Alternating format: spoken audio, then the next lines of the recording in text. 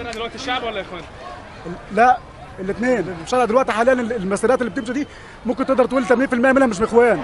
انا مش اخواني، انا من الشعب وسلكان السيارات ومش منتمي لاي فصيل، بس انا مسلم ومش عايز حكم العسكر. انا مش عايز حكم العسكر، خرب بيتنا حكم العسكر. اللي نازلين دول طبعا مش اخوان، وانا عمري ما كنت اخوان، بس انا نازله مع الشرعيه ضد الظلم، ضد اللي حصل في الرابعه وفي النهضه واللي بيحصل كل يوم في كل ميادين مصر. في ناس عاديه وفي اخوان. يعني الشعب هو اللي نازل؟ الشعب مش عايز السيسي.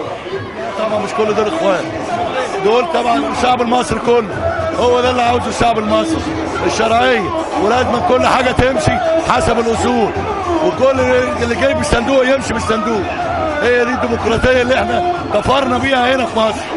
الشعب كله لازم مع الاخوان ان شاء الله. مش اخوان لوحدهم يعني؟ الشعب كامل يا حضرتك. لمؤاخذة مش كل اخوان، ناس لمؤاخذة عايزه لمؤاخذة تجيب حق الناس اللي ضاعت، حق الشهداء، مش عايزه حكم عسكر.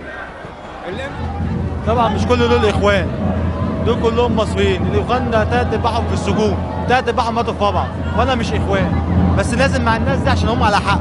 لا حضرتك كل الشارع من جميع الطوائف المصرية. انا راجل مش اخوان، بس انا راجل عايز الحرية والعدل وضد الظلم، ويسقط حكم العسكر. انا مش اخوان، حد عادي جدا، خالي معتقل، بس خالتي معتقل، بطالب بحقي بس. يعني اللي في الشارع دلوقتي اخوان ولا الشعب؟ لا طبعا، لا طبعا، انا ولا اخوان ولا ليا صله بالاخوان اصلا. هم الاخوان ولا الشعب اللي في الشارع دلوقتي؟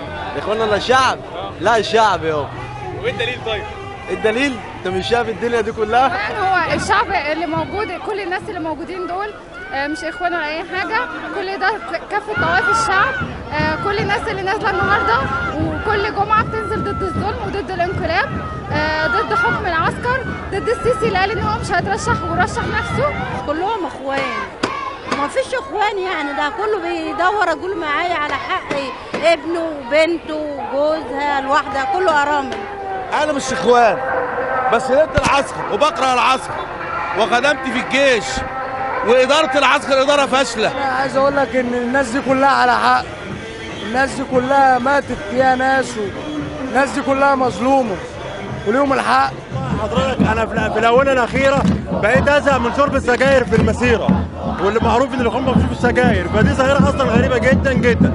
وعلى راي السيسي، انتوا مش عارفين ان انتوا نور عينينا ولا ايه؟ صحيح.